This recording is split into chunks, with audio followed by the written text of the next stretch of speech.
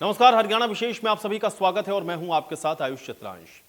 देश के कई राज्यों में कोरोना के बढ़ते हुए मामले को देखते हुए सरकार अलर्ट मोड पर है। कोरोना की स्थिति का आकलन करने के लिए केंद्रीय स्वास्थ्य मंत्री डॉक्टर मनसुख मांडविया ने सभी राज्य और केंद्र शासित प्रदेश के स्वास्थ्य मंत्रियों के साथ समीक्षा बैठक की है। इस बैठक में हरियाणा के स्वास्थ्य मंत्री अनिल विज की भी मौजूदगी रही है। केंद्रीय स्वास्थ्य मंत्री ने राज्यों के स्वास्थ्य मंत्रियों के साथ कोरोना की स्थिति को लेकर के चर्चा की है। इस वर्चुअल बैठक में स्वास्थ्य विभाग, नीति आयोग, NTAGI के अधिकारी भी मौजूद रहे। मनसुख मांडविया ने कोविड-19 की स्थिति पर कहा कि हमें सतर्क रहने की जरूरत है, लेकिन घबराने की नहीं। वर्तमान में ओमिक्रॉन का सब वेरिएंट जो देश में चल रहा है, इससे अस्पताल में भर्ती होने वालों की संख्या में इजाफा नहीं है। देश में पिछले एक हफ्ते में कोरोना के मामलों में हालांकि बढ़ोतरी दर्ज की गई है, जिसके बाद सरकार ने अस्पतालों को कोरोना की स्थिति से निपटने के निर्देश जारी कर दिए हैं और लोगों से सावधानी बरतने की अपील की जा रही है।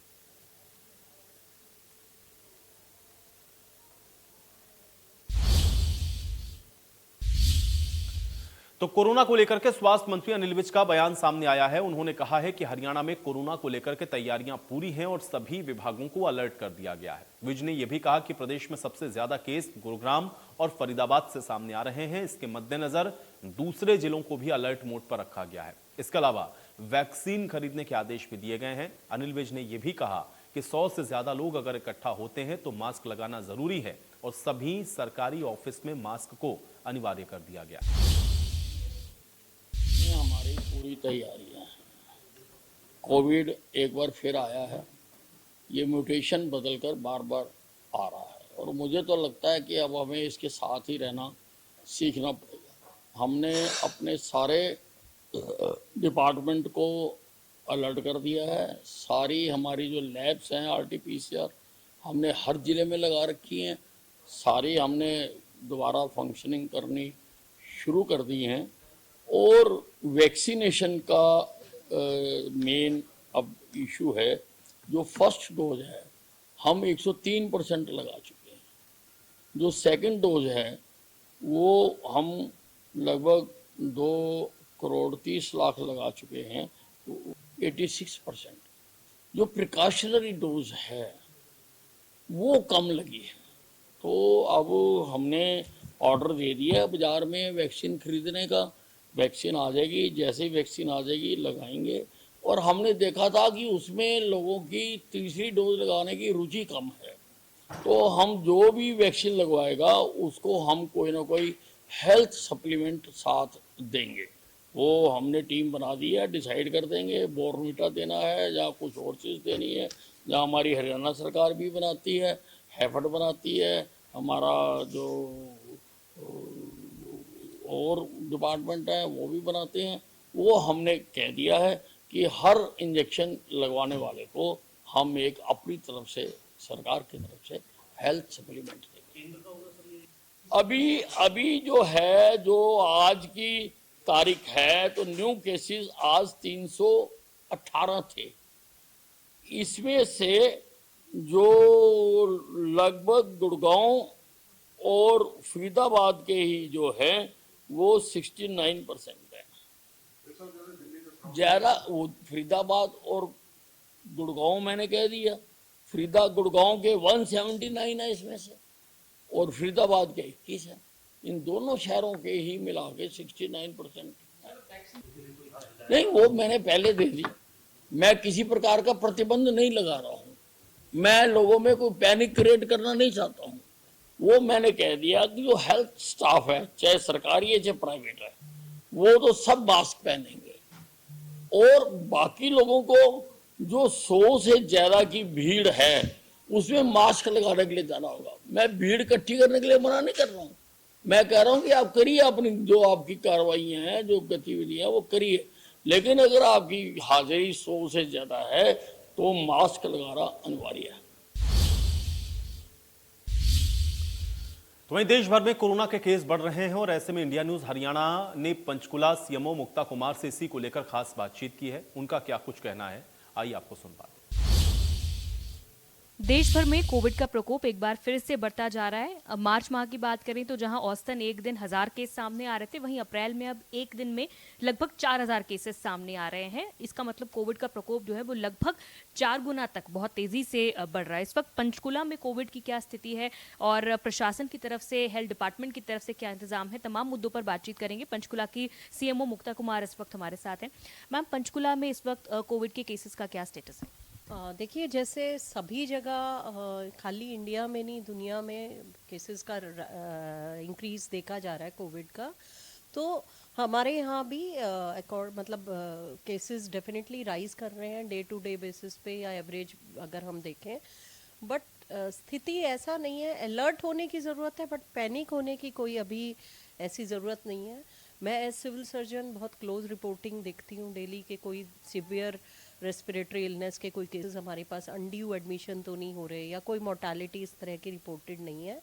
तो हमारी पूरी हर तरह से हम लोग उसको लड़ने के लिए और किसी भी तरह की कोई भी अनप्रेसिडेंटेड कोई इंसिडेंट्स के लिए हम पूरी तरह तैयार हैं। लेकिन डेफिनेटली पब्लिक को मैं ज़रूर एक ही मैसेज मीडिया के माध्यम से देना चाहूँगी कि केसेस बढ़ रहे हैं। ये एक रेस्पिरेटरी फ्लू लाइक इन्फेक्शन है जिसमें आपको अगर लगता है कि आप उससे संक्रमित हो सकते हैं, आप अपने आप को घर के अंदर ही आइसोलेट कीजिए और भीड़ भाड़ वाले इलाकों में जाने से बचिए। मैम, अभी ज्यादातर जो ओमिक्रॉन है उसका जो सब वेरिएंट है उसी के केसेस जो हैं वो सामने आ रहे हैं। टेस्टिंग में क्या सामने आ रहा है? हमने अपनी जीनोम टाइपिंग पंचकुला की भेजी थी। अभी जीनोम टाइपिंग की हमारे पास कोई रिपोर्ट वहाँ से नहीं आई है दिल्ली से, लेकिन जो लिटरेचर कह रहा है और जो न्यूज़ के माध्यम से ही मुझे जैसे पता लगा और जो गवर्नमेंट ऑफ इंडिया की वीसी हुई हैं, मीटिंग्स हुई हैं, उसमें XBB जो वेरिएंट है वो ओमिक्रॉन का सब लीनिएज जो है वो इस बार रिपोर्ट हो रहा है। तो उसके भी सिम्टम्स कोई डिफरेंट नहीं है। Symptoms is fever and coryza. Ma'am, इसके लिए क्या आप हॉस्पिटल में सभी हेल्थ वर्कर्स एटलीस्ट लगाएं ताकि लोग जो उनके पास आ रहे हैं उनमें भी एक अवेयरनेस का मैसेज जाए कि मास्क लगाना ज़रूरी है? तो क्या हॉस्पिटल से ही इसकी शुरुआत हो? इसको लेकर आप कोई स्ट्रिक्ट एक्शन प्लान बनाएं? बिल्कुल, मैं धीरे धीरे अभी हम एडवाइजरी जारी कर रहे हैं, धीरे धीरे समझा रहे हैं। कुछ लोग इसको लगाना भी शुरू कर दिए हैं, कुछ लोग मतलब कॉन्शियस ज़्यादा रहते हैं। मैं धीरे धीरे सख्ती भी कर रही हूँ और धीरे धीरे आगे आगे हेल्थ वर्कर्स में ये बिल्कुल स्ट्रिक्ट वो कर देंगे कि आप जो है मास्क लगा के पेशेंट्स को डील करें। बहुत शुक्रिया मैम बातचीत करने के लिए। तो ये थे पंचकुला के सीएमओ मुक्ता कुमार हमारे साथ, जो कि पंचकुला की प्रेजेंट कोविड सिचुएशन किस तरह है और हेल्थ डिपार्टमेंट उसे कैसे डील कर रहा है इस बारे में जानकारी दे रहे थे। कैमरा पर्सन मोनू कुमार के साथ साक्षी शर्मा, इंडिया न्यूज़ हरियाणा, पंचकुला। तो फरीदाबाद में कोरोना की बढ़ती रफ्तार के बीच में हेल्थ डिपार्टमेंट ने अब सभी सरकारी अस्पतालों में कोरोना के टेस्ट कराने का फैसला किया है। फरीदाबाद के सेक्टर 3 स्थित FRU 2 में भी खांसी, जुकाम, बुखार से पीड़ित मरीजों के टेस्ट होने शुरू हो चुके हैं। हरियाणा में गुरुग्राम के बाद सबसे ज़्यादा कोरोना के मामले फरीदाबाद में आ रहे हैं और फरीदाबाद में किस तरह के नियमों का पालन किया जा रहा है, क्या स्थिति है फिलहाल जिले की। हमारे साथ में सीएमओ है फरीदाबाद के डॉक्टर विनय गुप्ता, उनसे बात कर लेते हैं। सर, लगातार कोविड के मामले बढ़ रहे हैं, हम देख रहे हैं कि एक बार 38, 40 यहाँ तक आंकड़ा रोजाना पहुँच रहा है, क्या स्थिति है फिलहाल जिले की? सर, हमारे कल 38 केसेस कोरोना के आए हैं। अब हमारे पास टोटल केसेस 168 हैं, उसमें से 8 विभिन्न अस्पतालों में भर्ती है और एक बाकी मरीज़ होम आइसोलेशन में है। लेकिन किसी मरीज़ को ऑक्सीजन की ज़रूरत नहीं पड़ रही है। जिनको कोविड है वो माइल्ड ग्रेड का है, उन सभी के कांटेक्ट के भी हम टेस्टिंग कर रहे हैं और टेस्टिंग पहले के मुकाबले हमने काफ़ी बढ़ा दी है और बढ़ाने का प्रयास कर रहे हैं। धीरे धीरे जो भी लोग होंगे जिनको भी वायरल फीवर, खांसी, जुकाम, बुखार के सिम्टम हैं, सभी को कोरोना टेस्ट कराने के लिए कहा जा रहा है और सभी लोगों को कहा जा रहा है कि जल्द से जल्द वो कोरोना टेस्ट कराएं, जिससे कि यदि कोरोना होता भी है तो जल्द से जल्द आइसोलेट हो जाए और किसी को इन्फेक्शन ना फैलाए। सर, एक सवाल ये है कि कोरोना के आप टेस्टिंग की तो बात कर रहे हैं, लेकिन बताया जा रहा था कि कोरोना की जो किट हैं वो ज़िले में बेहद कम है, इसलिए टेस्टिंग की जो स्पीड है वो नहीं बढ़ पा रही है, ये कहाँ तक सच है? सर, अब हमने कोरोना की किट आ गई है हमारे पास, हमने ऑर्डर किए थे और अब हमारे पास प्रचुर मात्रा में किट उपलब्ध है और हम टेस्ट भी तेज़ी से बढ़ा रहे हैं पहले के मुकाबले। सर, एक आखिरी सवाल है निजी अस्पतालों को लेकर। अगर कोरोना के मामले इसी तरह से या इसी रफ्तार से बढ़ते हैं तो वहाँ भी कोई आपने कोई मीटिंग की है या कोई दिशा निर्देश दिए हैं? हमने सभी प्राइवेट अस्पतालों को मीटिंग की है और उनको दिशा निर्देश दिए हैं कि ज़्यादा से ज़्यादा टेस्ट करें और उन टेस्टों की रिपोर्टें जल्द से जल्द हमें इन्फॉर्म करें। यदि बेडों की ज़रूरत होती है फ्यूचर में तो वो बेड भी हम उनसे पूरी तरह से हमारे कोरोना के लिए लेंगे, जैसे कि हमने पहले किया हुआ है।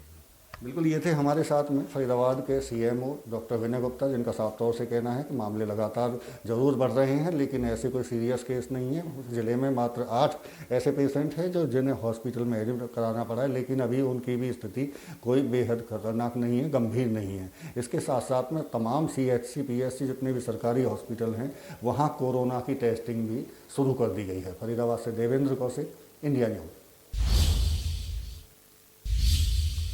तो गुरुग्राम को सीएम मनोहर लाल ने सौगात देते हुए 2 परियोजनाओं का उद्घाटन किया है, जिसमें सिकंदरपुर में अमृत सरोवर का उद्घाटन किया गया और इसके अलावा बसई से द्वारका एक्सप्रेसवे के लिए ओवरब्रिज की शुरुआत कर दी गई है। इस मौके पर सीएम मनोहर लाल ने कार्यक्रम को भी संबोधित किया है। सीएम ने गीत गुनगुना करके संबोधन की शुरुआत की है और यह बताया कि 7 परियोजनाओं में से 4 का काम पूरा हो चुका है। सीएम मनोहर लाल ने यह भी बताया कि द्वारका एक्सप्रेसवे से बसई ओवरब्रिज को जोड़ा जाएगा, जिससे क्षेत्र के लोगों को फायदा मिलेगा। बहुत अच्छा लगा कि जिस उस झील को जो पानी से ओवरफ्लो भी कर रही थी और बहुत पोल्यूटेड, जिसको अंग्रेजी में कहते हैं, हिंदी में गंदगी कहते हैं, उससे भरी हुई ये झील मैंने 2018 में स्वयं देखी थी आकर।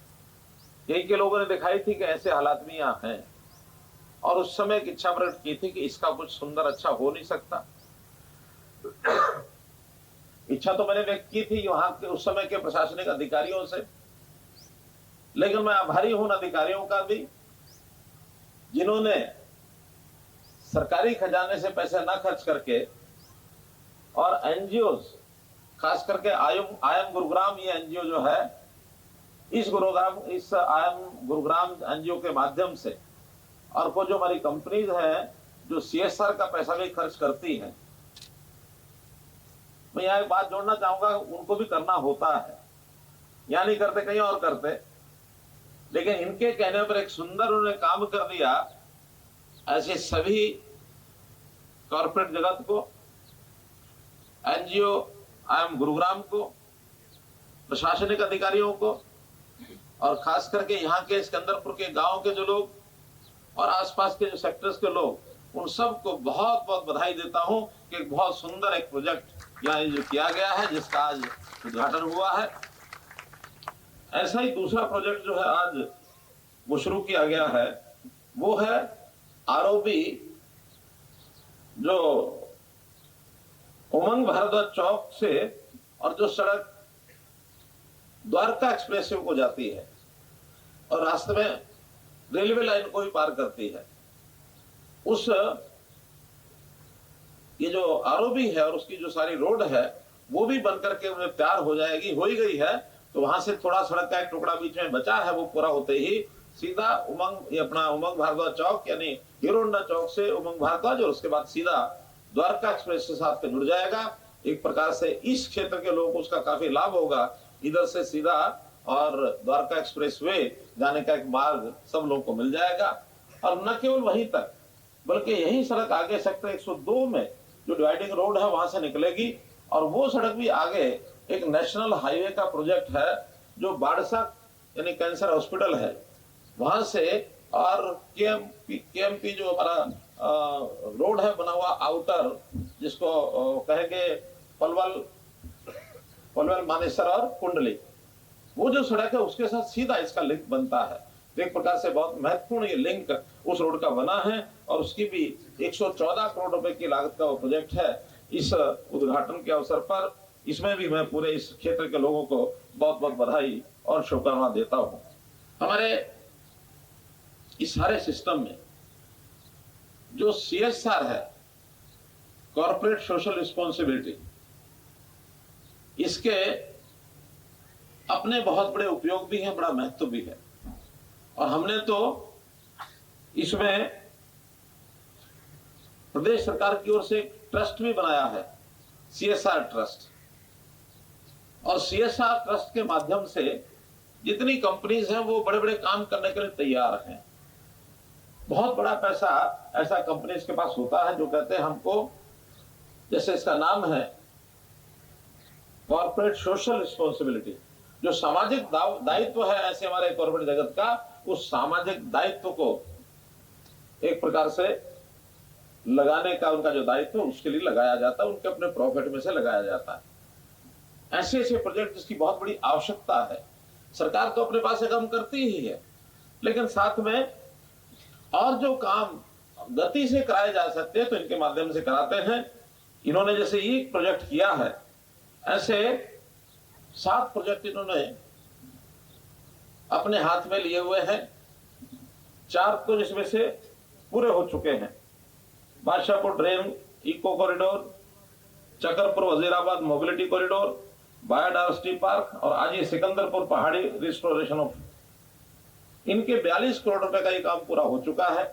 और 3 काम भी हाथ में है इनके, अटल ऑक्सीवन, घाटा बंद और वाटर बॉडी और बैरामपुर बंद, ऐसे 13 करोड़ के काम इन्होंने और भी अपने हाथ में ले रखे।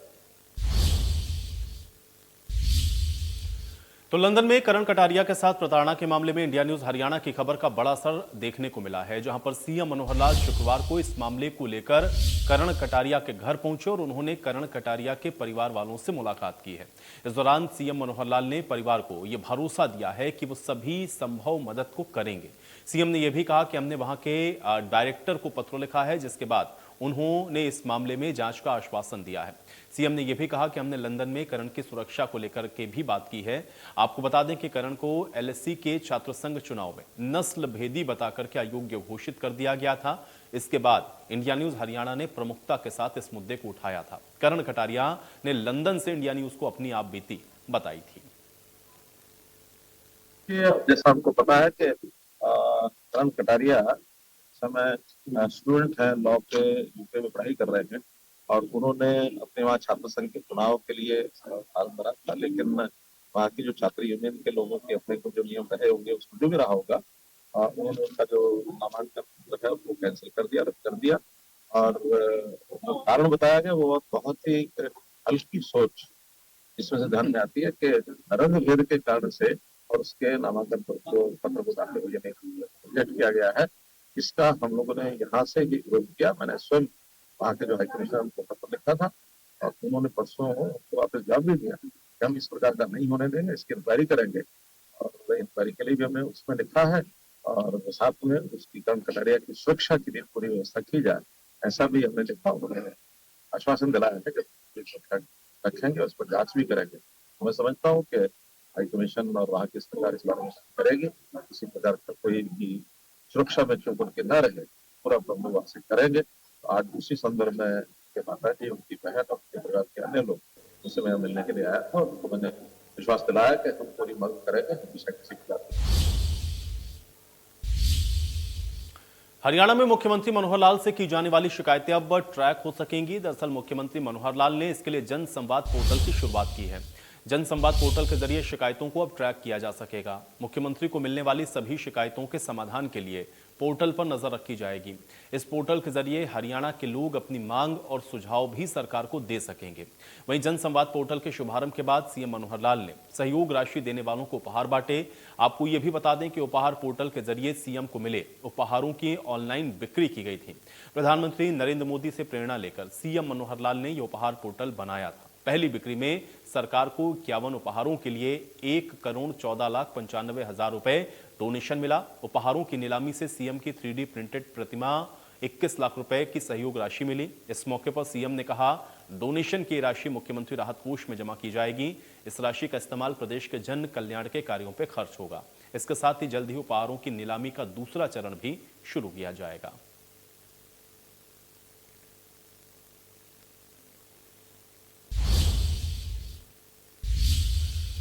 तो पलवल के लघु सचिवालय में आयोजित जिला विकास समन्वय एवं निगरानी समिति की बैठक में केंद्रीय राज्य मंत्री कृष्णपाल गुर्जर ने अधिकारियों को फटकार लगाई। बैठक के दौरान पलवल के विधायक दीपक मंगला और होडल के विधायक जगदीश नायर ने भी अधिकारियों पर काम में लापरवाही बरतने को लेकर कई गंभीर आरोप लगाए, जिसके बाद कृष्णपाल गुर्जर ने काम में लापरवाही बरतने वाले अधिकारियों को फटकार लगाई। मुख्यमंत्री की घोषणाओं और डी प्लान के पैसे वापस जाने को लेकर के उन्होंने अधिकारियों को आड़े हाथों लेते हुए कहा कि ठेकेदारों के द्वारा काम के जो बिल अधिकारियों को दिए जा रहे हैं उनको गंभीरता के साथ लेकर अधिकारी काम नहीं कर रहे हैं और इस वजह से बहुत सारे ऐसे काम हैं जो कि अधूरे पड़े। दिशा की नियमित बैठकें हैं, 3 महीने के बाद इस तरह की बैठकें सभी विभागों के अधिकारियों के साथ, जो केंद्र सरकार की योजना है, प्रदेश सरकार के जो काम है, उनकी समीक्षा की जाती है कि उनकी प्रगति क्या है, उनकी गति क्या है, तो उन सब कामों के और जो और समस्याएं जिले में आती हैं उन सब समस्याओं पर सारे अधिकारियों के साथ, विभागों के साथ बातचीत की जाती है और ये रूटीन की बैठकें हैं। तो आज बैठक पलवल जिले की हुई है। इसमें कुछ काम है जिनकी गति धीमी है, उनको तेज करने के लिए कहा गया है। जो बैठक में इसी समस्याएं जो दिक्कतें आती हैं उन दिक्कतों का ही तो समाधान करने के लिए कहते हैं। तो समय पर वो काम पूरे हों तो उनके लिए आज उनसे कहा गया, उनको उम्मीद है तब वो कामों में तेजी आएगी। अगर नेग्लिजेंसी करेंगे और कामों में वो रुचि नहीं लेंगे तो उनके खिलाफ जो कार्रवाई उसके लिए सरकार। वहीं पंचायत मंत्री ने हिसार के कई गांवों का दौरा किया है। जनसंपर्क अभियान के दौरान पंचायत मंत्री देवेंद्र बबली ने आमजन से रूबरू होकर जन समस्याओं को सुना और मौके पर ही उनके निराकरण के दिशा निर्देश दिए। इस दौरान उन्होंने कहा कि अधिकारी जन समस्याओं का निराकरण प्राथमिक स्तर पर करना सुनिश्चित करें ताकि लोगों को किसी प्रकार की परेशानी का सामना न करना पड़े। विकास एवं पंचायत मंत्री ने कहा कि गांव में निर्बाध रूप से बिजली की आपूर्ति सुनिश्चित करने के लिए राज्य सरकार ने म्हारा गांव जगमग गांव योजना को प्रभावशाली ढंग से शुरू किया है। बिजली सुधारीकरण की दिशा में प्राथमिकता के आधार पर निगम के द्वारा बिजली के पोल, केबल, ट्रांसफार्मर इत्यादि लगाए जा रहे हैं।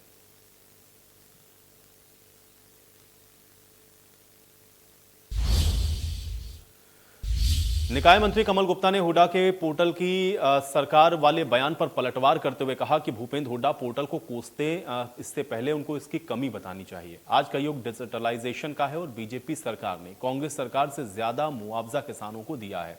वहीं प्रदेश के विकास के बारे में बताते हुए कमल गुप्ता ने कहा कि हमने 43 लाख प्रॉपर्टी आईडी आइडेंटिफाई की हैं। 2003 से 2013 तक 24 लाख थी। 2022 तक प्रॉपर्टी आईडी 30 लाख होने के बाद 7 लाख लोग टैक्स देते थे। नाच न जाने आंगन टेढ़ा, पोर्टल में क्या कमी है भाई, क्यों कोस रहे हैं वो? आज युग जो है वो डिजिटलाइजेशन का है। अगर ये आप इस चीज़ का इस्तेमाल नहीं करेंगे, और मैं ये कहूँगा कि आप तो हमारी न्यूज़ लेने के लिए पोर्टल का ले रहे हैं जी, आप तो पहले की तरह लिखा पढ़त करो तो आपको अच्छा लगेगा क्या? इससे हास्यास्पद कोई बात हो नहीं सकती। अगर कोई ये कहे कि पोर्टल की सरकार है, अरे ये तो अच्छी बात है, पोर्टल की सरकार है तो पोर्टल में हमने बनाया। हाँ। अच्छी बात है, लेकिन पोर्टल किसानों को काफी, कौन से किसानों को जिनको 1-1, 2-2 रुपए के चेक देते थे? आज हम 500 रुपए से कम चेक नहीं देते। आप दिखा दीजिए मुझे, नहीं दिखा देना, आप दिखा देना। 500 से कम हम चेक नहीं देते, वो तो 1-1, 2-2 रुपए। उन्होंने 10 साल में जितना मुआवजा दिया उतना तो हमने पहले साल में दे दिया था। हमने ये जो प्रॉपर्टी आईडी है, प्रॉपर्टी आईडी 43 लाख प्रॉपर्टी को हमने आइडेंटिफाई किया है। पहले ये प्रॉपर्टी 24 लाख थी 2003 से 2013 तक, और 3 लाख लोग टैक्स देते थे और 75 करोड़ रुपया एक साल में इकट्ठा होता था। फिर 2013 से 2022 तक के आंकड़े में ये प्रॉपर्टी 30 लाख हो गई। 30 लाख होने के बाद 7 लाख लोग टैक्स देते थे, और 7 लाख जो लोग टैक्स देते थे तो 425 करोड़ रुपया इकट्ठा होता था सालाना। 43 लाख हो गई, और जब हम इसका टैक्स इकट्ठा करेंगे तो ये 1000 से ऊपर क्रॉस होगा। ये कम इम्प्रूव। और चलिए इसी के साथ हरियाणा विशेष में मेरे साथ फिलहाल इतना ही।